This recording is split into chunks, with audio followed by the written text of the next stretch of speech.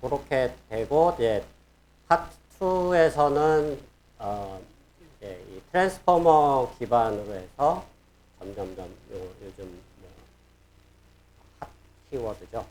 LLM이 어떤 식으로 최근에 만들어지고 있는가, 어떤 방법론적인, 그러니까 구체적인 디테일은 사실 우리가 관심이 없습니다. 왜냐하면 여러분들이 뭐 인터넷에 자료 찾아보면 다 나오니까 뭐 파라미터가 몇 개고 뭐 데이터가 몇 개 썼고 이런 게 중요한 게 아니고 어떤 방법론들로 이런 것들이 개선되고 있고 만들어지고 있고 사이즈를 늘리고 있는지 우리가 그 방법론 차원에서 한 세 가지 중요한 테크닉들을 다음 파트에서 배우게 됩니다.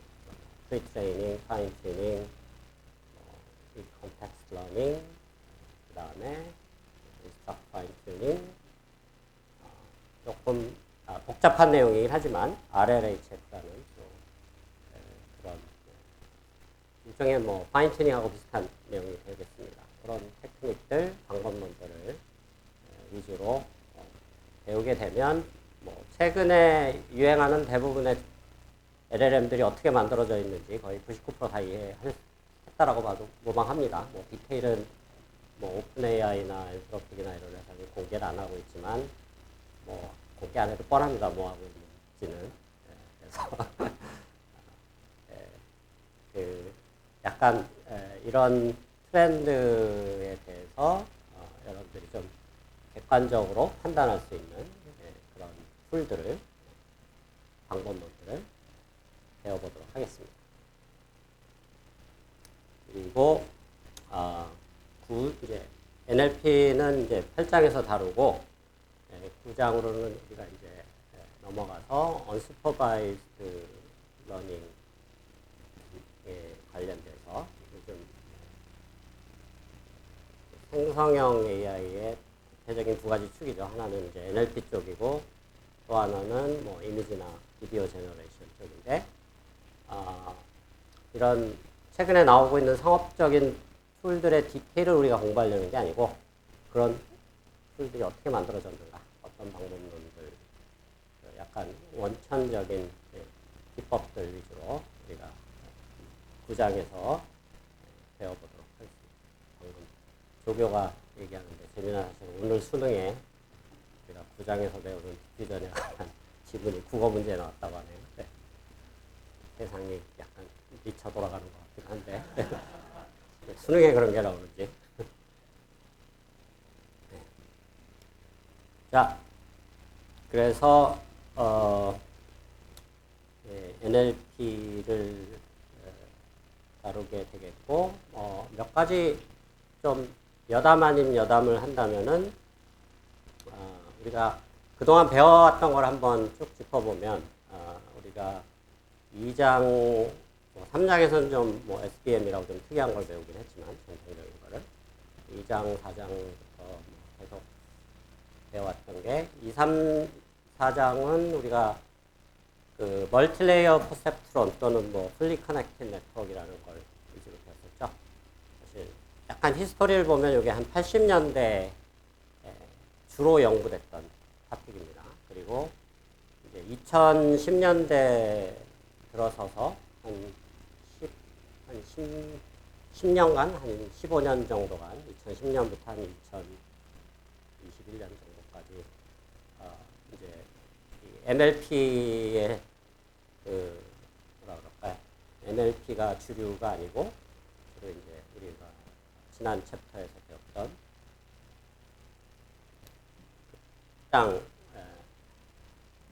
6장이죠. 6장하고 7장에서 배웠던 5, 6, 7장에서 배웠던 CNN하고 RNN이 어떻게 보면 주류가 된 대세가 됐었던 시대입니다. 그래서 최근까지 계속 이어졌는데 2, 3년 전부터 갑자기 또 트렌드가 확 뒤집히기 시작했습니다. 다시 back to the basics라고 해야 되나요? 다시 원래대로 돌아가자. 즉 CNN, RNN 좋은 거 알겠는데 얘네들 한계가 있어. 다시 NLP로 돌아가자라는 트렌드가 다시 시작이 됐다고 보면 됩니다. 한 2, 3년 전부터 2021년, 2020년 초반부터 이제 그거의 기폭제가 된 게 오늘 배울 이제 트랜스포머가 되겠고요. 그래서 기본적으로 트랜스포머는 CNN, RNN하고 상관없어요. 기본적으로 풀리 커넥트 네트워크이고 어떻게 보면 여러 관점에서 해석을 할 수가 있는데 CNN이나 RNN이 나왔던 배경들 여러분들이 5, 6, 7장을 다시 한번 복습을 해보면 왜 나왔는가 생각을 해보면 기존의 MLP 풀리 커넥티드가 너무 파라미터가 많아서 학습하기가 어려우니까 그걸 뭐 파라미터 쉐어링을 하고 또는 리커전을 하는 식으로 해서 좀 네트워크 파라미터를 줄이는 방향으로 갔었죠. 지난 10년간의 트렌드는 네트워크 파라미터를 줄여서 효율성을 강화하는 쪽으로 갔는데 그게 이제 한계가 있다라는 게 보였고요. 그래서 오히려 이제 거꾸로 가기 시작한 거예요. 그러니까 지난 10년간에는 작은 모델들이 좋다라는 트렌드였는데 최근 2, 3년 전부터는 큰 모델이 좋다라는 트렌드로 갑자기 전환이 되고 있다라는 거고 그래서 사실은 LLM의 그 숫자 L large 모델이라는 게 사실은 그걸 암시하고 있죠, 이미. 이 역사는 계속 이 순환적으로 반복되고 있는 약간 그런 느낌이기도 합니다. 지금 MLP 풀리 커넥티드는 사실은 80년대 연구되던 그런 테크닉인데 다시 되돌아간 거죠. 근데 그렇게 할 수 있었던 배경은 사실 기술 발전의 또 배경도 됩니다. 그러니까 컴퓨터 파워가 엄청나게 늘어나면서 80년대는 할 수 없었던 연산들이 가능해지니까 GPU가 워낙 파워풀해진 거죠. 그래서 예를 들면 한 80년대 슈퍼컴퓨터보다도 요즘 GPU 하나가 더 사실은 연산 파워가 더 많습니다. 여러분들 GPU 한 대 사면은 옛날 80년대에 한 수백억짜리 슈퍼컴퓨터를 하나 샀던 거나 거의 비슷한 엄청나게 시대 변화가 있었던 거죠. 그 사이에 기술의 발전이 있었고 따라서 파라미터가 많고 뭐 연산량이 많고 학습이 오래 걸리더라도 상관없는 분위기로 가고 있다라는 거. 이게 또 어떻게 보면 요즘 이 라지 모델 트렌드에 크게 두 가지 인기 요인이다. 즉 기술이 발전을 했고 파라미터 사이즈가 커지는 것이 뭔가 우리가 생각지 않았던 또 다른 베네핏이 있다. 오늘 이제 다음 주쯤에 또 한번 다루게 될 것 같은데요. 그런 관점에서 우리가 보면 되겠고, CNN, RNN이 굉장히 파퓰러 했는데 지난 10년간 이제 그러면서 CNN이 가장 많이 응용되던 뭐 이미지 인식, 영상 인식, 컴퓨터 비전 쪽이죠. 그런 쪽이 이제 AI 전반적인 기술을 주도하고 있었는데 요즘은 AI 학회에 가보면 완전히 전세가 역전이 돼요. 무슨 얘기냐면 NLP 쪽에서 나오는 새로운 테크닉을 어떻게든 빌려다가 이 컴퓨터 비전 쪽에 쓸 수 없을까라고 다들 고민하고 있고 실제로 대부분 연구가 그런 식으로 이루어지고 있습니다. 그래서 요즘은 이제 NLP가 전체 AI 시장을 주도하는 연구 개발을 주도하는 그런 형국으로 바뀌었다라고 얘기할 수 있고 약간 농담이지만 여러분들이 나중에 졸업하고 인더스트리를 가거나 취업을 하고 싶은 사람들은 이 8장을 집중적으로 배우는 게 여러분들 취업을 할 때 굉장히 큰 도움이 됩니다.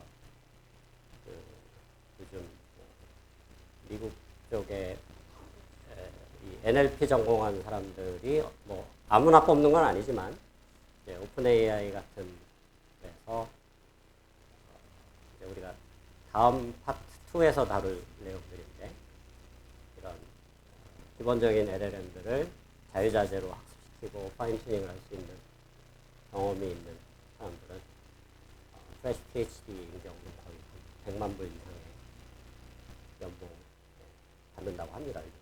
그래서 6만 불이면 여기 한 교수 월급 한 10명 정도 되는. 그래서 혹시라도 여기서 의대 다니고 뭐 그럴 생각을 뭐 조카라든가 이런 사람들이 있다 그러면 의대 가지 말고 NLP 전공해라 라고 해서 추천해도 좋을 것 같습니다. 그래서 농담이지만 돈 벌려면 NLP를 요즘 공부하면 큰 돈을 벌 수 있다. 그런 얘기를 할 수 있고요. 그래서 뭐 당연한 얘기지만 워낙 인기 분야고 핫한 토픽이라 굉장히 수요가 많습니다. 그런 측면에서 여러분들이 실장을 좀 관심 있게 이미 관심들이 많겠지만 공부를 하면 좋을 것 같습니다. 자, 그래서 8장이 실용적으로 왜 중요한가에 대한 배경 설명을 했고, 이제 지난 시간에 얘기한 것은 이제 뭔가를 처리하기 위해서 우리가 두 가지 기본적인 스텝을 밟아야 되는데, 그 근본 원인은 우리가 다루는, NLP에서 다루는 데이터들은 숫자가 아니다. 문자열이다. 숫자가 아니라 문자이기 때문에. 그런데 우리가 사용하는 방법론, 트랜스포머드, 딥러닝은 숫자뿐이 다룰 수가 없습니다. 스칼라, 벡터 다 포함해서. 따라서 이 문자들을 숫자로 전환해주는 과정이 필요하다. 그 과정이 투스텝 프로세스를 알아내죠. 시간축에서 어떤 단위로 끊어줄 건가, 토크나이제이션이고, 끊어준 다음에 그걸 어떻게 아주 가장 효율적인, 그리고 미닝풀한, 여기서 미닝풀하다는 게 굉장히 중요합니다. 미닝풀하다는 얘기는 약간 언어학적으로, 링귀스틱스적 입장에서 미닝풀하게 벡터로 변환을 시켜줘야 되는 그런 방법론을 우리가 고려를 해야 된다. 지난 시간에도 언급했지만 모든 NLP, LLM들을 바라볼 때 세 가지의 방법론으로 바라보면 대부분 이슈들이 이해가 됩니다. 첫 번째가 지난 시간에 얘기했던 그런 probabilistic graphical 모델, 그리고 두 번째가 언어학적인, 링귀스틱적인 관점. 이제 그게 오늘 조금 나옵니다. 사실은 대학원 가면 훨씬 더 깊이 있게 다룰 이슈이긴 하지만, 그리고 세 번째는 뭐 당연히 여기가 딥러닝 과목이니까 딥러닝으로서 어떻게 그 데이터들을 처리할 건가, 어떻게 프리딕션하고 어떻게 어널리시스를 할 건가, 세 가지 관점에서 여러분들이 세 가지 관점에서 들여다보면 대부분의 궁금한 이슈들이 해결이 될 수가 있습니다. 그래서 토크나이제이션은 뭐 지난 시간에 설명했던 BP라는 방법론이 대세라고 그랬죠. 이거에 변종들이 이렇게 있다고 그랬고, 이거 말고 뭐 유니그램, 워드 피스, 센텐스 피스 뭐 이런 것들이 있는데, 사실은 이게 다 다른 것 같지만 다 똑같은 겁니다. BP 기반의 기본 아이디어를 약간 복잡하게 만든 것들이 워드 피스, 센텐스 피스다. 그래서 뭐 최근에 뭐 라마라든가 뭐 유명한 LLM이죠. 그다음에 챗GPT 이런 것들이 대부분 이 BP 기반이고, 뭐 라마 다음 챕터에서 다루게 되는데 그 중간에 이제 몇 가지 학술적인 라지 모델들이 있습니다. 뭐 T5라든가 이런 것들이 있는데, 센텐스 피스라는 알고리즘을 돌리는데, 이것도 그냥 기본적으로 BP 기반이라고 아주 무방합니다. 따라서 사실은 토크나이제이션은 그냥 바이페어 인코딩 이거 하나만 여러분들이 이해를 하고 있으면 대체로 어떤 식으로 돌아가고 있다라는 것을 이해할 수 있겠죠. 그래서 기본 아이디어는 굉장히 뭐 여기 복잡하게 써놨지만 단순합니다. 제일 처음 시작할 때는 알파벳 단위로, 캐릭터 단위로 다 쪼개서 그 중에 가능한 모든 컨비네이션 중에 기존 알파벳 두 개를 페어를 만드는데, 뭐 예를 들어 기존 캐릭터가 n개가 있다. 그 중에 두 개 페어는 n choose 2가 나오겠죠. 그 중에 모든 가능한 페어들의 프리퀀시, 얼마큼 데이터셋에 그게 많이 나타나는가를 보고 가장 많이 나오는 놈을 새로운 단어 비율로 추가한다 라는 게 그냥 기본 아이디어입니다. 그리고 그게 추가되면서 그거보다 단위가 작았던 단어들이 더 이상 필요 없게 되면 그건 지워버린다. 뭐 이게 기본 아이디어입니다. 굉장히 간단하죠. 그 과정을 이렇게 예시를 들어서 설명을 했고요. 자, 그래서 뭐 워드 피스, 센텐스 피스 이런 알고리즘들이 있는데, 예를 들면 워드 피스가 T5인가 아니면 섹스인가 이런데 쓰이고 있는 라마일 것 같습니다. 라마에 쓰이고 있는데 사실은 이것도 뭐 BP 알고리즘과 거의 유사합니다. 어떤 부분이 살짝 바뀌었냐면 아까 기존 버캐뷰러리, 그러니까 단어들의 집합을 버캐뷰러리라고 정의합니다.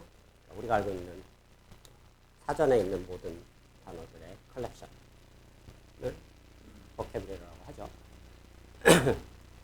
그래서 이 버캐뷰러리에서 새로운 단어를 만들 때, 정확하게 얘기하면 새로운 서브워드를 만들 때 프리퀀시 기반으로 새로 추가를 한다 그랬는데, 기존 베이식 BP 알고리즘은 요거는 조금 더 어드밴스된 스마트한 알고리즘을 씁니다.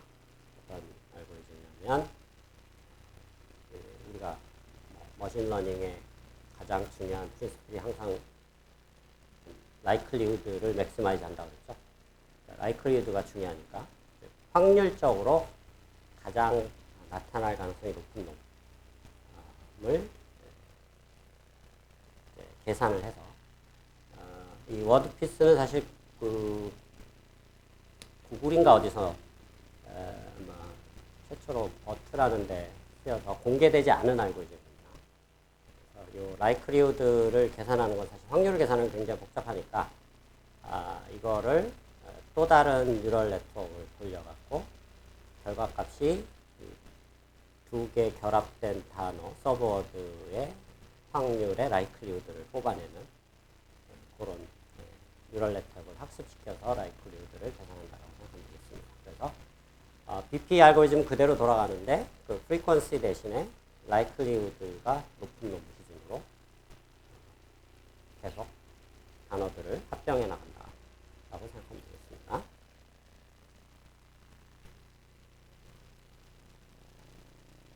자, 워드 피스하고 센텐스 피스는 거의 뭐 같은 기법인데 워드 피스는 공개되지 않은 그런 툴이고 오픈 소스가 아니라는 얘기죠. 클로즈 소스고 센텐스 피스는 오픈 소스가 대부분 이제 센텐스 피스를 많이 쓰고 센텐스 피스는 하나의 알고리즘이라기보다는 여러 개의 알고리즘들을 거기서 이렇게 옵션으로 선택할 수 있는 일종의 그냥 라이브러리라고 보면 되겠습니다. 거기에 BP도 들어가 있고 유니그램 이런 방법론도 들어가 있는데 사실 유니그램이라는 방법론이 조금 더 어드밴스드한 알고리즘입니다. BP보다는 최적화 이론의 EM 알고리즘과 그 알고리즘 이런 거를 써서 좀 복잡하게 계산하는 툴인데 너무 복잡해서 그런지 사실 잘 안 씁니다. 그래서 BP가 대세다 정도로 알고 있으면 되겠습니다. 자, 그래서 토크나이제이션은 BP 알고리즘 또는 BP 알고리즘들의 변종들로 만들어지고 있다. 참고로 단어를 이제 쪼개서 BP 알고리즘의 최종 결과물을 보면은 거기 그 최종 결과물이 결국은 버캐블러리가 나오겠죠. 토큰으로 다룰 수 있는 단어들의 집합들이 이제 이제 서브워드들의 집합인데 우리가 일상적으로 사전에서 보는 단어들보다 살짝 작습니다. 그 길이가 캐릭터 개수가 한 4분의 3 정도.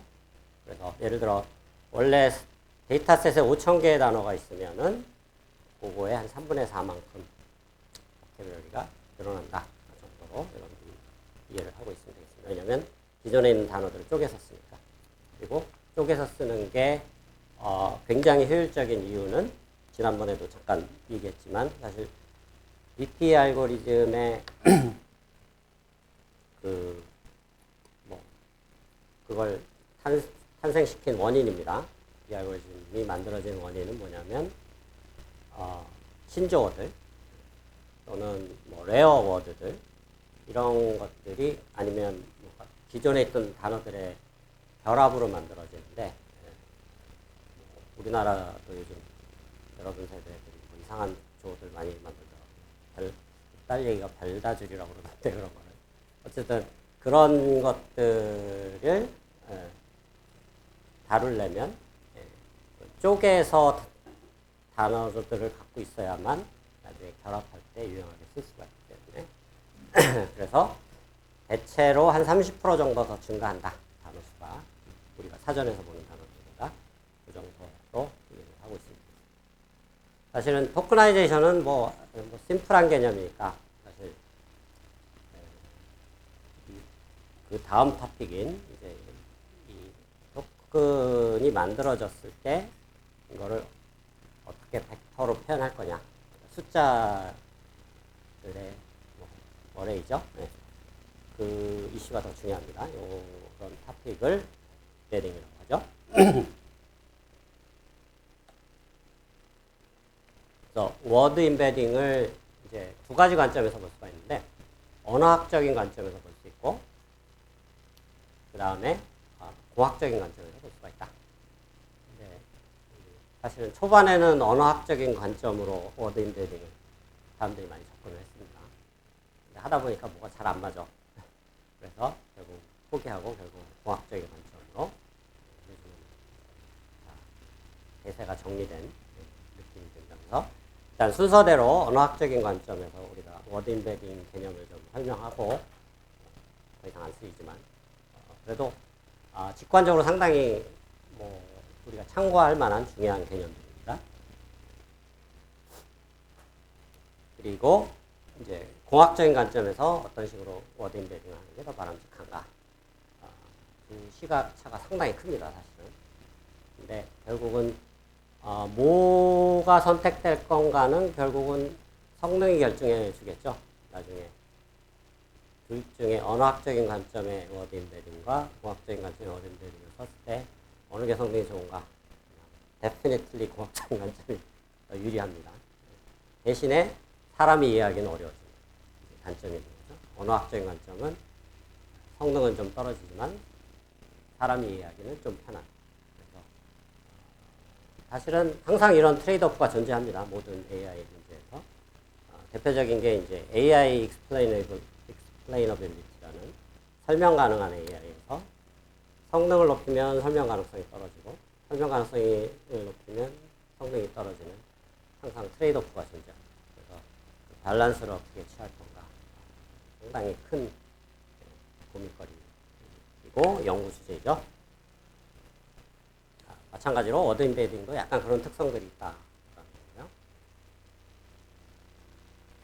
그래서 이제 문자 토큰은 그냥 딕셔너리에 있는데 요거를 원합 벡터로 볼 수가 있다는 거죠. 뭐 딕셔너리에 5,000개 단어들, 서버들이 있다. BP 알고리즘 돌려서 그러면 이거를 5,000 디멘전의 벡터로 볼 수 있고 각각의 단어를 원합 벡터로 볼 수 있어요. 뭐 예를 들면 첫 번째 단어, obvious하게 A가 첫 번째 단어겠죠. 모든 딕셔너리에 그거는 1, 0, 0, 0, 0. 그 다음에 두 번째 단어 A, B가 있다고 치면은 그거는 0, 1, 0, 0, 0 이런 식으로 해서 원합 벡터로 일단 토커나이즈가 돼 있다. 그리고 이거를 이제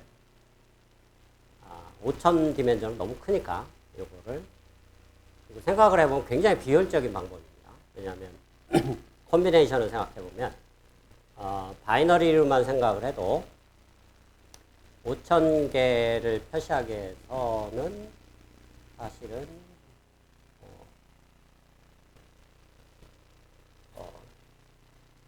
한 2의 12승, 그렇죠? 한 2의 13승 정도, 그러니까 13디멘전 정도만 있어도 충분히 5,000개의 벡터의 모든 컨비네이션을 표현 가능하죠. 근데 그걸 5,000디멘전으로 표현을 하고 있으니까 5,000디멘전 대비 13디멘전. 그러니까 똑같은 개수를 표현하는데 지나치게 불필요한 디멘전을 쓰고 있다는 거예요. 그래서 워드 임베딩을 수학적인 관점에서 보면 그냥 단순하게 디멘전 리덕션 한다고 하면 상관없습니다. 똑같은 개수를 표현하는데 뭐 굳이 저렇게 0을 많이 써? 이런 거죠.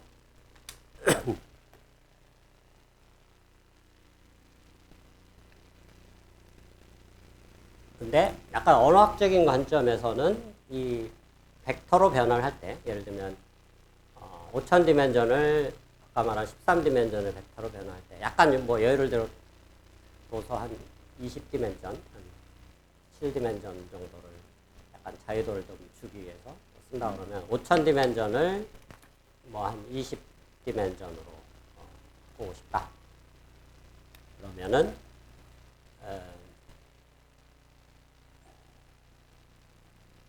그러면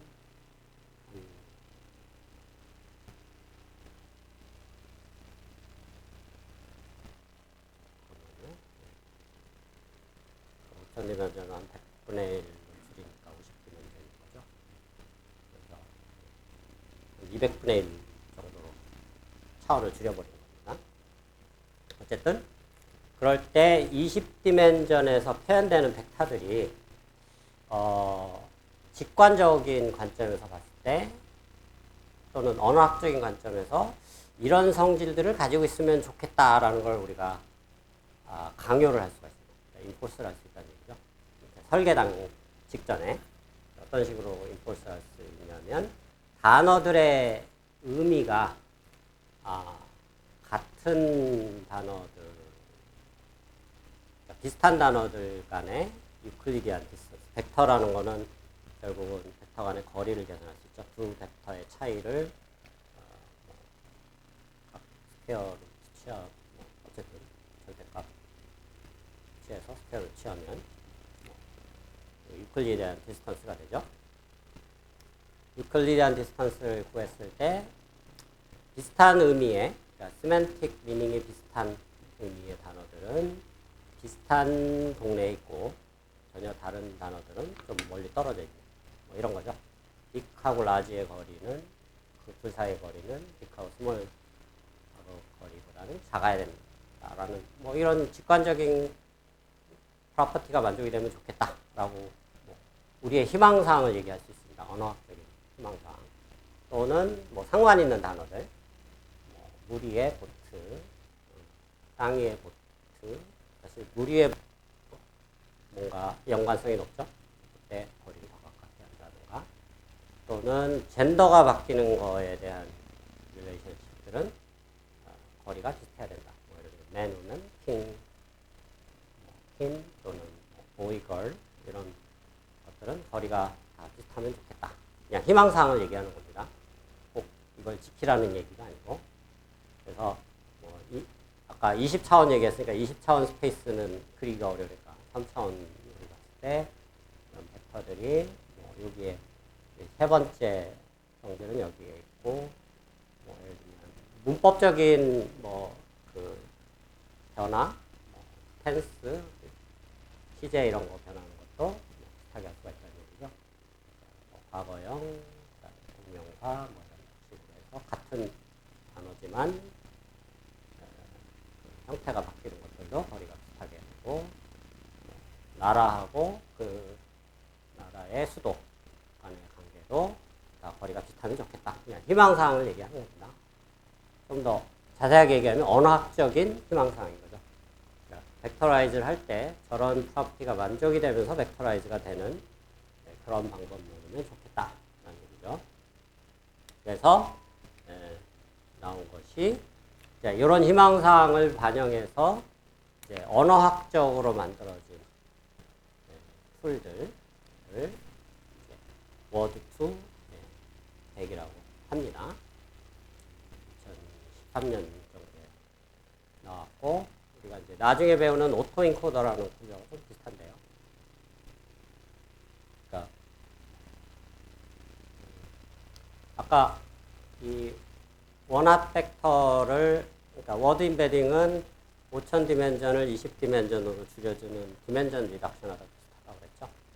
디멘전 리덕션에 가장 파퓰러하게 많이 쓰이는 방법론이 오토 인코더라는 방법론입니다. 그래서 인풋과 인풋이 있고, 인풋하고 똑같은 아웃풋을 그라운드 트루스로 놓고 디멘전을 줄여서 중간에 한번 디멘전을 줄인 다음에 그걸 다시 키워서 이 두 개 중간의 로스를 엘프노스 같은 거죠. 최소화하는 이런 구조로 오토 인코더를 써서 다시 가장 단순하게 이제 이런 디멘전 리덕션을 할 수 있는데, 이 방법은 너무 단순합니다. 왜냐하면 이건 어떻게 보면 약간 수학적인 디멘전 리덕션, 그러니까 완전히 수학적인 공학적인 방법이지 언어학적인 고려가 안 들어가 있죠, 전혀. 그래서 언어학적인 고려를 할 때 1950년대 쪽에쯤에 언어학 쪽에서 나온 어떤 개념인데, 뭐 직관적으로도 당연한 얘기입니다. 어떤 단어의 뜻은 그 단어로만 결정이 되는 게 아니라 그 주변에 어떤 단어들이 있느냐, 문맥이라고 그러죠, 우리말로. 문맥에 따라서 결정이 된다. 그래서 예를 들면 적절한 비유는 아닌데, 사과라는 단어가 있으면은 이게 먹는 사과일 수도 있고, 그렇죠? 그 단어만 보면. 그 다음에 어팔러지라는 뭐 사과한다라는 사과가 될 수 있는 거고, 문맥에 따라서 완전히 바뀐다는 얘기가 똑같은 단어인데, 그래서 결국은 어떤 단어의 의미는, 워드의 미닝은 자기 자신에 의해서 결정되는 게 아니라 주변 단어에서 결정된다라는, 뭐 언어학의 뭐 당연하지만 굉장히 유명한 이론이 있습니다. 근데 그 관점에서 이거 보면은 말이 안 되는 거죠, 언어학적으로. 자기 자신의 의미는 자기 자신으로만 결정을 해요. 그래서 이렇게 이중적인 뭐 여러 가지의 뜻을 갖는 그런 단어들은 이런 방식으로서는 도저히 해결이 불가능해지는. 그래서 주변의 문맥을, 주변에 어떤 단어들이 있는가를 보고 그 단어의 인베딩, 즉 디멘전 리덕션을 결정하는 방법이 더 좋다. 자, 그래서 나온 방법이 워드 투백이고요. 워드 투백 자체가 일종의 언어학적인, 거기에 딥러닝을 살짝 추가한 방법론이다 라고 보면 되겠죠. 그래서 첫 번째 방법이, 여기 두 가지 방법이 있는데, Continuous Bag of Words라는 C 바우라고 있고, 두 번째 방법은 스킵그램이라는 방법. 사실 두 번째 방법을 더 많이 씁니다. 이거는 그냥 빨리 설명하고 넘어가도록 하겠습니다. 자, 문맥에 의해서 결정된다고 했었죠.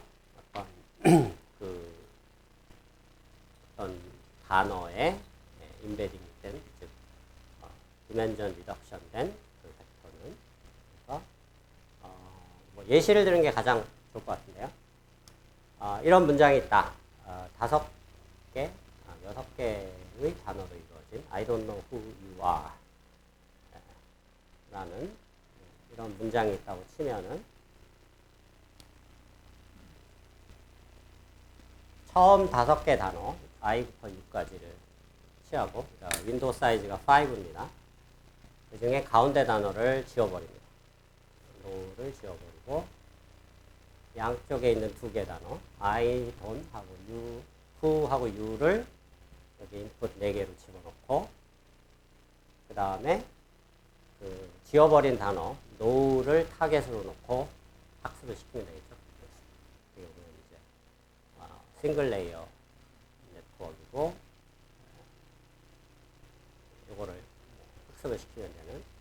그래서 이때 인풋하고 아웃풋은 사실 원합 벡터로 뭐 예를 들면 아까 예를 들면 5000 디멘전의 원합 벡터들이 들어가는 거고, 여기에 이제 히든 레이어는 우리가 줄이고 싶은 디멘전, 임베딩 벡터를 쓸 디멘전 20 디멘전. 그래서 I 들어가고, 돈 들어가고, no 들어가고, no 빼죠. who 들어가고, you 들어가고, no를 맞추는 이런 식으로 해서 계속 학습을 하면은 여기에서 이제 웨이트들이 학습이 되겠죠. 그러면 뭐 가장 쉽게 얘기하면 이 인풋 웨이트 매트릭스가 있고 아웃풋 웨이트 매트릭스가 있는데, 아웃풋 매트릭스에 예를 들면 각각의 칼럼들이 워드 임베딩 벡터가 된다라고 무슨 얘기냐면, 이게 디멘전으로 보면은 n이 20, 그 다음에 V가 아까 5000개 단위가 있다고 예시를 들었으면은 5000. 그래서 20by 5000 행렬이 된 거죠. 굉장히 옆으로 넓은 건데, 각각의 행렬들이 각 단어에 해당하는 20디멘전의 워드 임베딩 벡터가 튀어나오고 있습니다. 물론 그게 좀 제대로 된 워드 임베딩이 되려면 굉장히 많은 데이터에 대해서 학습을 시켜야 됩니다. 한 문장 가지고는 안 되겠죠. 뭐 예를 들면 한 수백만 문장들을 다 때려놓고 저런 식으로 학습을 합니다. 문장이 좀 길면은 5개에서 또 하나 오른쪽으로 시프트해서 don't know who you are까지 써서 거기서 또 똑같은 짓을 반복을 할 수가 있죠. 자, 이렇게 쓰는 방법이 시바오라는 방법인데, 불행히도 잘 안 씁니다. 잘 안 쓰고 용을 더 많이 쓰고, 피크램은 뭐냐? 반대입니다. 가운데 거를 지우는 건 마찬가지인데, 가운데 거를 인풋으로 놓고 주변의 단어들을 알아맞히는, 거꾸로 예측을 하는 거죠. 그래서 약간 이거는 어떻게 보면 제너레이션에 더 가깝습니다. 왜냐하면 인풋보다 아웃풋으로 나오는 놈들이 더 많은 거죠. 그래서 no가 들어가고 I, don't, who, you 4개를 알아맞히는 그런 식으로 하게 되고, 자, 여기서는 이제 요 첫 번째 레이어의 웨이트 매트릭스, 두 번째 레이어의 매트릭스 각각이 따로따로 되어 있는 것 같지만 이게 다 파라메타가 쉐어링이 되어 있어서 다 똑같은 매트릭스입니다. 그러면 여기서는 첫 번째 레이어 매트릭스는 5000 by 20 디멘전의 매트릭스가 되니까 아까랑 반대로 각각의 행이 임베딩 벡터가, 물론 학습이 잘 됐을 때 수많은 데이터에 대해서 학습을 했을 때 임베딩 벡터로 쓸 수가 있다. 자, 그래서 뭐 아이디어는 굉장히 간단하죠. 이런 주변 단어를 알아맞히는 것, 즉 문맥 또는 컨텍스트를 반영하는 워드 임베딩이 언어학적으로 타당하다. 그래서 어떻게 보면 이제 언어학적인 관점이 여기 최초로 등장하는 겁니다. 나중에 좀 이따가 얘기하겠지만 불행히도 지금은 이걸 아무도 안 씁니다. 그래서 굳이 왜 배우냐 묻는 남자가 할 말이 없지만 그래도 뭐 언젠가는 또 거꾸로 쓰일 수도 있죠. 왜냐하면 계속 히스토리가 막 반복이 될 수 있는 상황도 벌어지고 있으니까. 자, 그래서 이런 방법이 쓰이고, 뭐 이렇게 해서 이런 워드들을 이렇게 임베딩 된 거를 표현을 해보면, 그러니까 뭐 예를 들어 20디멘전으로 저기 임베딩이 되면 사실 20디멘전 스페이스를 비주얼라이즈 하는 건 불가능합니다. 사람 눈으로는 3차원 풀이 못 보니까. 그거를 이렇게 PCA라는 방법을 써갖고 그 20디멘전 중에 좀 중요한 축들을 찾아서 그 아이겐 벡터들을 찾아서 가장 큰 아이겐 밸류에 해당하는 2개의 축에 대한 좌표를 뜯어냅니다.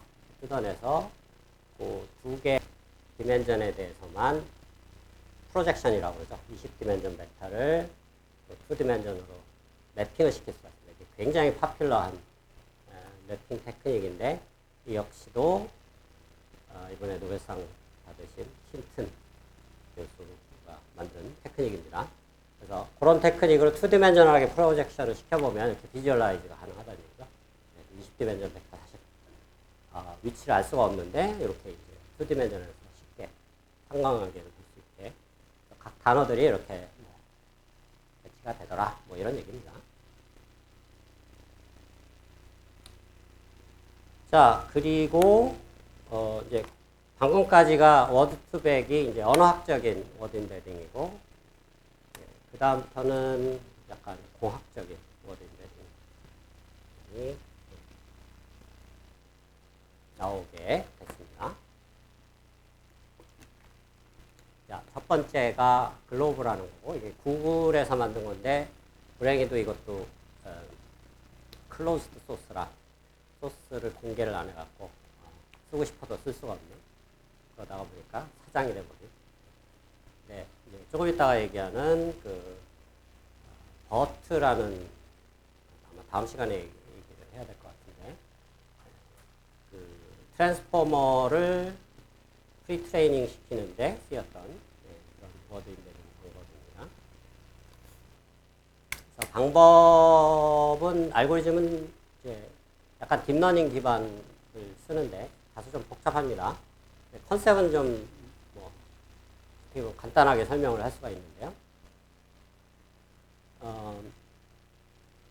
그 단어의 벡터, 그러니까 워드를 벡터로 표현했을 때 언어학적인 관점도 살짝 들어가긴 했는데, 어떤 특징이 가장 중요하게 프리저브 되면 좋겠나를 한번 생각해 보자.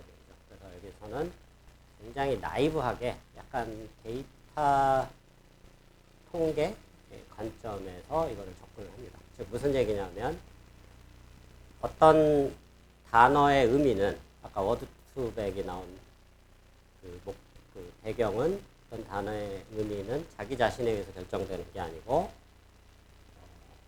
주변 단어, 즉 컨텍스트에 의해서 결정이 된다라는 얘기를 했는데, 그거를 좀 단순화시키면은 어떤 단어에 해당하는 인베딩 벡터가 있고, 그 두 개의 단어가 있을 때 그 두 개의 단어가 가깝게 있다라는 거는 뭘 의미하는 건가를 한번 어떻게 보면 가설을 세운 거죠. 가설을 어떻게 세웠냐면, 두 개의 단어가 한 문장에서 동시에 나타날 가능성이 높은 경우 두 단어가 비슷한 위치에 있다. 사실 워드 투백이 사실 그런 철학이었죠. 그러니까 주변 단어에 의해서 인베딩이 결정이 되니까 주변에 있는 단어들하고 비슷한 위치에 있을 가능성이 높으니까. 그래서 비슷한 위치에 있다는 얘기는 뭐냐면은, 결국 내적을 했을 때 두 개의 벡터가 적당히 노멀라이즈 돼 있고, 내적을 했을 때 그 내적의 크기가 두 벡터 산의 거리가 가까워야, 또는 각도가 작아야 내적이 커지겠죠. 그래서 그 내적의 값이 그 전체 데이터셋에서 그 두 단어가 동시에 어떤 문장에 나타나는 확률 또는 프리퀀시에 비례하게 그 뉴럴 네트워크를 학습시킨다는 거예요. 그래서 어떤 문장에 두 단어가 동시에 나왔다. 그러면 그 두 개의 벡터의 값이 최대화되도록, 내적 값이 최대화되도록, 또는 그 두 단어가 나타난 횟수에 비례해서 나타나도록 뉴럴 네트워크를 학습시키는 그런 방법이 되겠습니다. 그래서 구체적인 알고리즘은 이제 논문에 잘 나와 있긴 한데, 아무도 요즘은 안 쓰니까 그냥 이런 게 있다 정도 넘어가면 되겠고요. 자, 그 다음 패스트 텍스트도 사실 요즘 별로 안 씁니다. 아까 얘기했던 스킵그램을 약간 서브워드 단위로, 하나의 단어를 집어넣는 게 아니고 그 단어를 여러 개로 쪼개서, 예를 들면 애플이라는 캐릭터가 지금 5개가 있는 단어가 있다고 치면, 양쪽에 스타트 심볼, 그 다음에 엔딩 심볼 붙여서 7개를 만들고, 이거를 윈도우 3짜리로 서버워드를 쭉 만들면 7개 빼기 2, 총 5개 서버워드가 나옵니다. 왼쪽부터 쭉 슬라이딩 하면 이렇게 5개가 나오는데 요것들을 이제 하나의 단어처럼 통째로 집어넣고 아까 얘기했던 그런 주변 단어들하고 같이 학습을 시켜서 그 인베딩을 만들어내는 그런 방법이다. 약간 어드밴스된 방법인데 뭐 크게 효과가 없는지 요즘 계속 안 쓴다라고 보면 되겠습니다. 자, 어쨌든 글로브나 패스텍스나 뭐 이런 방법이 잠시 고려된 적은 있으나 요즘은 안 쓰고 있다. 뭘 쓰느냐? 현대적인 LLM, 뭐 챗GPT나 라마나 이런 데서는 어떤 걸 쓰고 있느냐? 그거를 설명하기 위해서 엘모라는 게 좀 필요한데요. 우리가 지난 챕터에서 이제 RNN을 배웠었죠. 이 RNN의 왼쪽에서 오른쪽으로만 계속 업데이트되는. 그러니까 시간이 과거에서 미래로 흘러가는 걸로만 학습을 시키는데, 다시 생각을 해보면 문장들은 이게 시퀀스의 순서가 꼭 시간하고 뭐 완전히 같을 필요는 없는 거죠. 즉 무슨 얘기냐면 문장의 순서를 뒤집어서 처리해도 괜찮다는 얘기입니다. 그래서 문장을 뒤에서부터 앞으로도 처리가 가능해요. 그래서 그 두 개를 동시에 학습시키는 그런 방법론이 있습니다. 그런 거를 바이디렉셔널 RNN이라고 하고요. 그래서 똑같은 RNN인데 좌에서 우로 학습시키는 거, 그 다음에 우에서 좌로 학습시키는 거, 두 가지를 동시에 학습시키는 방법론이 있습니다. 그래서 거기서 이제 각각의 여기서는 히든 벡터가 두 개가 있는데 포워드 디렉션하고 리버스 디렉션의 히든 벡터들, 그 다음에 뭐 또 다른 히든 벡터, 인베딩 벡터까지 포함해서 이렇게 세 개를 포워드 디렉션, 백워드 디렉션하고 이거를 웨이티드 썸을 이렇게 해버리고 하나의 벡터를 만들 수 있습니다.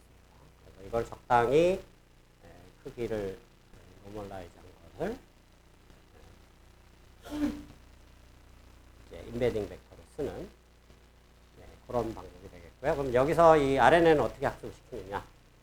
학습 데이터를 때려놓고 예를 들면 우리가 지난번에 랭귀지 모델이 그 이전 단어들이 주어졌을 때 다음 단어를 예측하는 거라고 했죠. 그 랭귀지 모델을 이 두 개의 네트워크로 학습을 시키면서 나오는 히든 벡터들을 워드 인베딩으로 쓰겠다.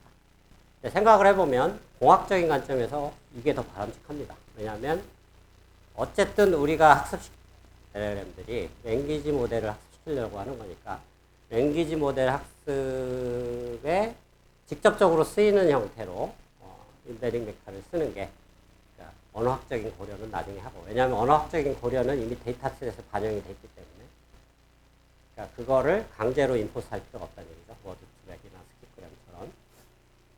그래서 이런 고학적인 관점에서 뭐 언어학적인 방법 개념이 싹 제거가 되긴 했지만 생각을 해보면 이게 성능이 좋을 수밖에 없습니다. 왜냐하면 랭귀지 모델하고 같이 학습이 일어나니까. 그래서 요거를 여기 이제 RNN을 썼는데 RNN이 아니고 이제 앞으로 배운 트랜스포머로 바꿔치기 하는 거. 그게 결국은 현대적인 NLP에서 쓰이는 그냥 대사가 돼버린 거죠. 인베딩을 이라고 볼 수 있습니다. 그래서 뭐 트랜스포머라든가 뭐 방금 얘기했던 엘모 같은, 그러니까 이 방법이 나오기 전까지 직전까지는 가장 이제 성능이 좋았던 게 엘모 방법이죠. 그래서 바이디렉셔널 RNN이든 해서 이 직전까지는 어떤 방식이었냐면 워드 인베딩 따로 미리 학습시키고 그걸 가지고 이제 랭귀지 모델을 학습시키고 그랬는데 그러니까 세퍼레트하게 학습을 시킨 거죠. 근데 생각을 해보면 어차피 같이 써야 되는 놈들이니까 같이 학습을 시키는 게 당연히 더 좋을 수밖에 없겠죠. 조인트 트레이닝을 하는 게. 그래서 그런 철학에서 조인트 트레이닝을 해서 여기서 그냥 자동으로 학습되는 처음 한두 레이어를 뜯어다가 그 한두 레이어의 히든 벡터를 그냥 인베딩으로 쓰면 그게 가장 최선이다. 그리고 공학적으로도 그게 가장 바람직하고, 그리고 언어학적인 그런 고려들이 강제로 들어가 있지는 않지만 간접적으로는 들어가 있을 수밖에 없겠죠. 왜냐하면 이거 자체가 엄청나게 많은 문장들, 사람들이 쓰는 문장, 그러니까 랜덤한 문자열들이 아니고 실제로 사람들이 만들었던 문장으로 학습을 시키니까 그 데이터셋에 이미 언어학적인 고려가 다 들어가 있다는 거예요. 그래서 굳이 그거를 강제할 필요는 없다. 이런 얘기가 되겠습니다. 그래서 최근에 이제 많이 쓰이는 인베딩 테크닉들이 코드는 공개는 안 돼 있지만 API식으로 공개가 돼 있죠. 챗GPT 같은 경우는 에이다 002 이런 것들, 라마에도 동일한 이런 인베딩이 쓰이고 있는데, 이거는 우리가 하고 싶어도 할 수 있는 게 아닙니다. 엄청나게 많은 데이터를 때려놓고 조인트하게 학습시킨 거니까 여러분들이 별도로 만들고 싶어도 만들 수 없는 데이터셋이 많아야 되고 GPU라든가 컴퓨테이션 파워가 많아야 되니까. 자, 그래서 워드 인베딩은 언어학적인 고려를 한 놈은 거의 안 쓰이고 공학적인 고려, 즉 조인트 트레이닝 되는 놈을 주로 쓴다. 이렇게 하면 되겠습니다. 자, 그래서 기본적인 이제 툴들에 대한 소개는 마쳤고, 이제 핵심적인 개념인 이제 트랜스포머를 배울 텐데, 지난번에도 몇 번 언급을 했었죠. 우리가 그 중요한 혁신이 한 3개가 있었다 그랬죠. 지난 10년간. 그 3개가 뭐였을까요? 여기 제일 왼쪽 가만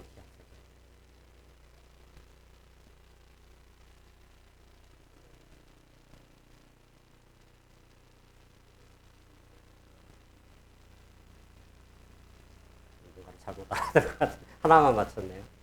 뒤에 학생.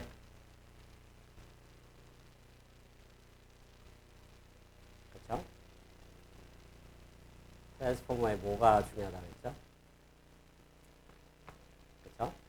또 하나가 사실 마지막 건 별로 안 중요하긴 합니다. 겐 개념인데, 그래서 그 3가지가 이제 굉장히 큰 혁신이었는데, 3번째가 굉장히 중요한 혁신이라고 몇 년 전까지는 다들 그렇게 생각을 했는데 요즘 겐도 사실 아무도 안 씁니다. 방금 수능에 나왔던 디퓨전으로 대체가 되는 바람에. 그래서 약간 그 혁신의 가치가 퇴색이 되고 이렇게 말하는데, 어쨌든 중요한 혁신이 2가지가 있을 수 있다고 이제 그 부분 집합을 얘기할 수 있는데, 첫 번째가 스킵 커넥션. 첫 번째 학생이 맞췄고, 2번째가 어텐션. 이게 어마어마한 혁신이라는 얘기죠. 요 2개가 사실은 트랜스포머를 좀 이따가 배울 텐데, 아니면 다음 시간에 트랜스포머가 어떻게 보면 트랜스포머 자체가 기발한 뭔가 새로운 혁신이라고 보기는 어렵습니다. 왜냐하면 기존에 나와 있는 중요한 혁신 2가지를 절묘하게 잘 결합을 한, 그러니까 비유를 하자면 이런 겁니다. 트랜스포머 만든 저자들이 이제 구글에 있던 사람들인데, 아스만이라는 사람 플러스 한 6명 정도. 그 중에 마지막 저자는 지난 학기에 한번 초빙에서 한번 세미나에 한 적이 있습니다. 정보 이론 들었던 학생들은 기억을 할 것 같습니다. 어쨌든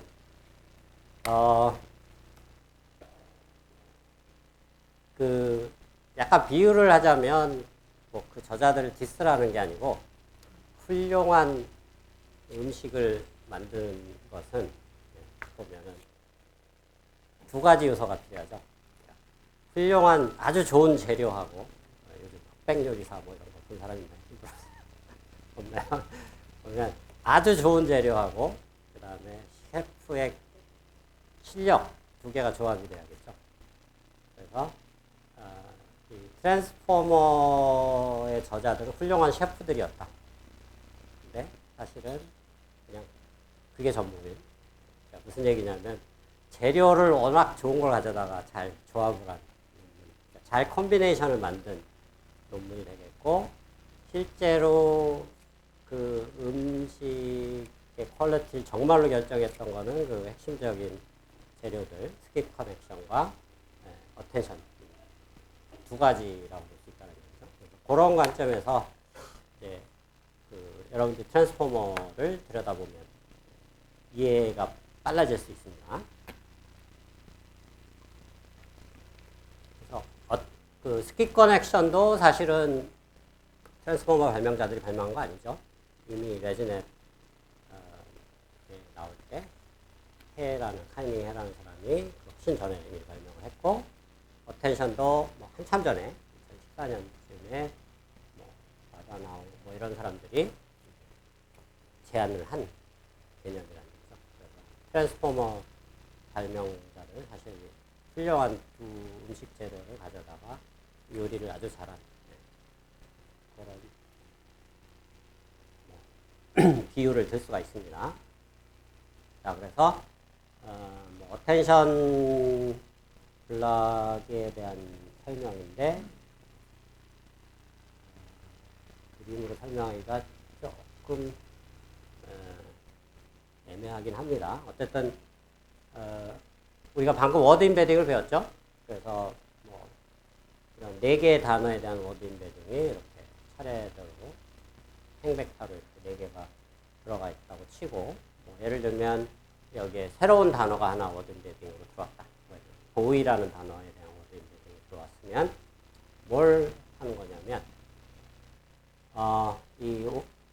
아까 글로브라는 그 안 쓰이지만 고려됐던 워드 임베딩이 있었죠.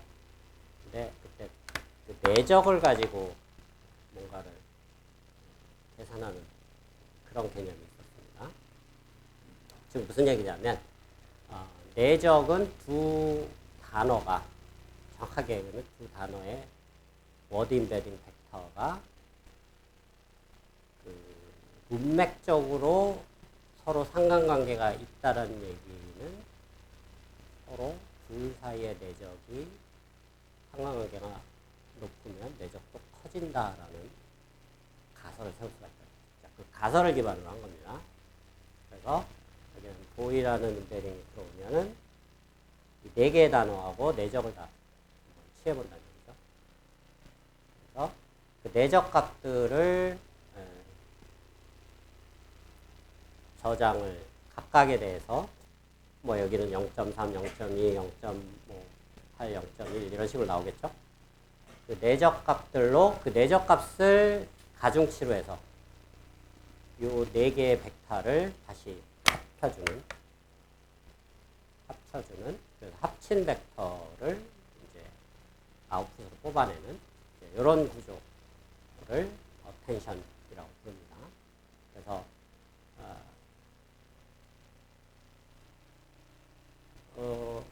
이 부분이 어떻게 보면 우리가 워드 임베딩을 설계한 개념과도 상당히 유사한 부분이 있다는 걸 여러분들 여기서 캐치를 할 수가 있습니다. 무슨 얘기냐면 두 개의 단어가 서로 문법적으로나 의미론적으로 상관관계가 있다는 얘기는 두 개의 벡터가 가까운 곳에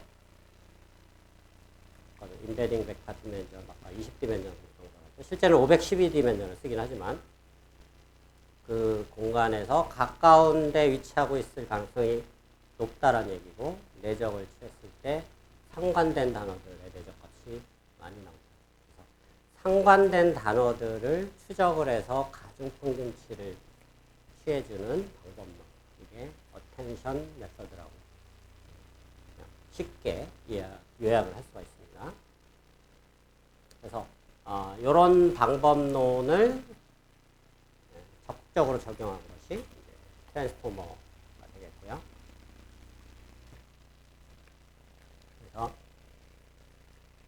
트랜스포머는 이런 인코더 구조하고 디코더 구조가 있다. 그리고 여기서 이제 5가지의 뭐 어떤 테크닉들이 쓰였다. 이렇게 요약이 되어 있는데, 그래서 첫 번째하고 네 번째가 아까 얘기했지만 가장 중요한 혁신이 될 수 있다는 거죠. 나머지들은 뭐 그냥 뭐 있어도 그만 없어도 그만인 그런 테크닉이 될 수 있고요. 아주 재미난 사실은 더 이상 RNN 안 쓰인다는 얘기입니다. 시퀀스 다룰 때. 왜냐하면 RNN이 지난 시간에도 설명을 했지만 심각한 근본적인 문제를 안고 있다. 무슨 얘기냐면 컨텍스트 랭스라고 하는데 시퀀스의 길이가 넘어지면 지금 챗GPT4가 한 3만 3가 한 8천 정도의 토큰 랭스를 가는데 그 이상을 가면 처리가 불가능해집니다. 그 정도 시퀀스를 가지고 뭐 포워드 패스에서 업데이트를 하거나 그럴 때 계속 W라는 히든 벡터에 W라는 매트리스가 곱해지는데 그게 등비수열하고 비슷하다고 그랬죠. 등비수열의 가장 큰 치명적인 결점은 뭐냐? 이놈이 공비 R이 1이 아니면은 그냥 무조건 발산해 버린다는 거예요. 그리고 0.1에 가깝더라도 문제가 생긴다는 거죠. 예를 들어 0.999라도 뭐 그 정도면 괜찮지 않을까요? 그렇게 생각했는데 여러분들 집에 가서 한번 계산기를 두들겨 보기 바랍니다. 계산기 있는 사람 0.99에 9가 3개입니다. 100승이 얼마가 나오는가 합니다. 빨리 한번 두들겨 볼 사람. 얼마가 나오나요? 직관적으로는 1하고 비슷할 것 같지만 아닙니다. 얼마 정도 나올까요? 예? 많이. 그러면 1000으로 해볼까요? 0.99로 했어. 예, 그죠? 그 정도 나오죠? 그래서 뭐 한 7, 8천 넘어가면 거의 제로로 가버린다는 얘기입니다. 그래서 아무리 1에 가깝더라도 이 정도면 괜찮다 싶을 정도여도 시퀀스 길이가 너무 거져버리면 포워드 패스도 콜랩스가 일어나고 백워드 패스도 동일한 현상이 있다는 거죠. 계속 W가 없어지니까. 그래서 심각한 그 컨버전스 문제가 있다는 얘기입니다. 그 부분을 근본적으로 해결하기 위해서는 RNN 쓰는 것 자체를 포기해버리자. 그러니까 이제 어떻게 보면 근본적인 방향의 전환이라고 봐야겠죠. 그래서 시퀀스를 이렇게 리커시브한 구조, 즉 자기가 연산했던 아웃풋을 다시 인풋으로 돌리는 이런 구조가 이런 치명적인 약점을 만드니까 리커시브 구조를 포기해버리자. 즉 여러 데이터를 그냥 동시에 한꺼번에 처리하는, 즉 인풋의 시퀀스가 예를 들어 5개 단어가 들어오면 5개 단어를 동시에 처리하는 구조를 써보자라는 방향 전환이 될 수 있습니다. 자, 그리고 여기 이제 재미난 게 하나 들어가는데요. 포지셔널 인코딩, 뭐 다음 시간에도 좀 설명이 하는 RNN 구조, 즉 리커시브한 구조를 포기하면서 그러면 장점만 생기느냐? 단점도 있다라는 거예요. 단점은 뭐냐?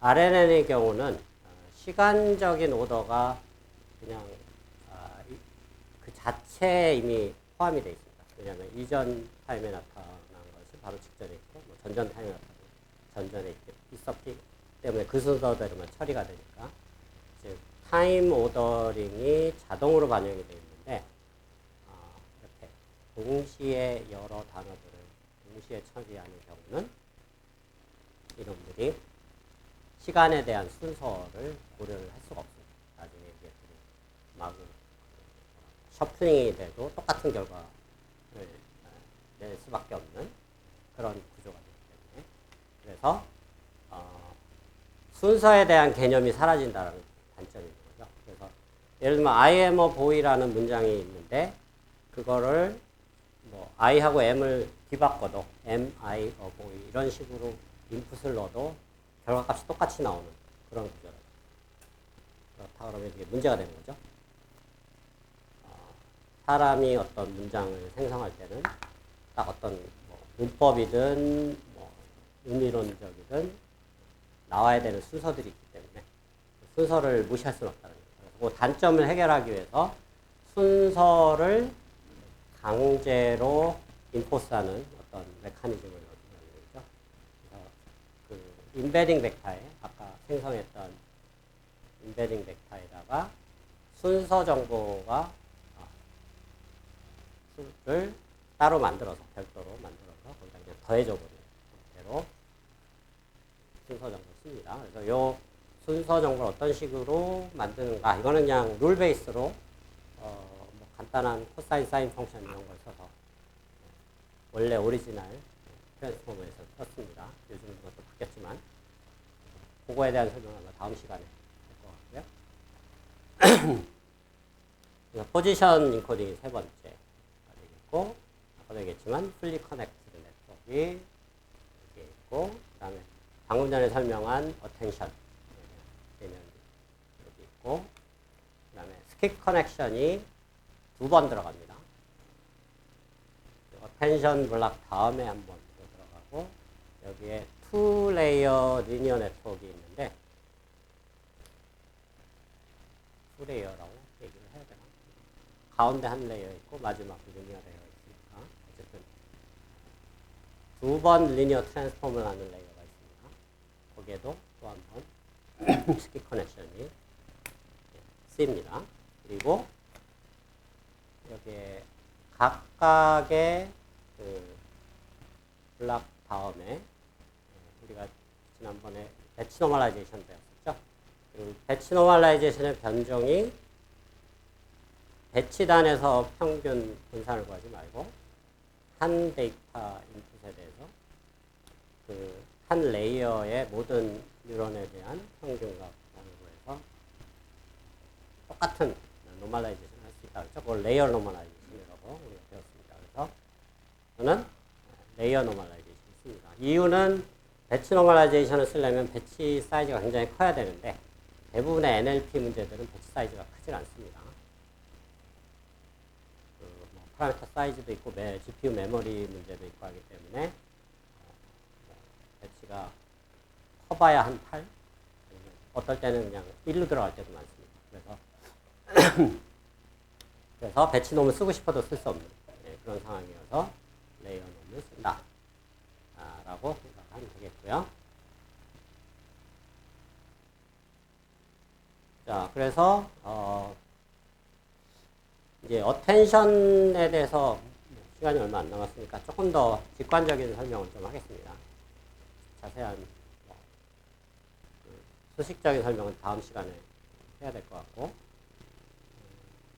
어텐션이 뭔가를 조금 더 약간 수학적인 관점에서 바라보면은 사실은 뭐 이름은 거창한데 사실은 여러분들이 공학 수학에서 배웠던 내적 그 이상 그 이하도 아니라는 걸 생각할 수가 있겠죠. 그래서 어떻게 보면 굉장히 재미난 역설적인 사실은 가장 최신의 이 딥러닝의 거의 혁명을 일으킨 이 트랜스포머의 근간이 되는 테크닉은 여러분들이 이미 공학수학에서 1학년 때 또는 2학년 때 배웠던 가장 단순한 개념인 내적, 이너 프로덕트 그 개념 그 이상 그 이하도 아니다라는 거예요. 내적이라는 것이 굉장히 파워풀하게 쓰인다. 그리고 어텐션 자체가 사실은 내적이 전부입니다. 90%. 그래서 어떤 두 개, 여기서 인베딩 벡터죠. 두 개의 인베딩 벡터의 내적으로 모든 프로세싱을 다 처리 가능하다라는 게 어떻게 보면 별거 아닌 것 같은데도 다시 생각해 보면 이게 굉장히 놀라운 사실입니다. 굉장히 단순한 연산으로 우리가 굉장히 복잡하다고 생각했던 굉장히 어려운 이런 언어 또는 문서에 관한 분석이나 처리를 다 할 수 있다. 그래서 이 논문의 제목이 저렇게 나와 있다는 거죠. Attention is all you need는 사실 이렇게 바꿔서 봐야 될 것 같습니다. Inner product is all you need라는, 그래서 딥러닝을 할 필요 없이 그냥 내적만 있어도 모든 우리가 할 수 있는 대부분의 일들을 처리할 수 있다. 더 놀라운 사실은 아까도 얘기했지만 지금 NLP가 모든 분야를 주도하고 있다고 했죠. 그래서 컴퓨터 비전 쪽도 이 아이디어를 그대로 받아들여서 지금은 내적으로 모든 걸 다 연산해서 처리했더니 CNN보다 더, 물론 이제 사이즈는 좀 커졌지만 더 좋은 성능들을 다 내고 있습니다. 이미. 그래서 굉장히 좀 이상한 현상이긴 한데 단순한 개념으로 돌아가면 돌아갈수록 네트워크는 더 파워풀해지고 대신에 네트워크 사이즈는 좀 키워야 되는, 뭔가 희생을 치러야 되지만 그런 트렌드로 지금 바뀌고 있다. 라고 앞으로 이제 우리가 배우는 8장, 9장의 내용을 한마디로 요약을 할 수 있습니다. 자, 여기까지 하고 다음 시간에 좀 더 자세하게 다루도록 하겠습니다.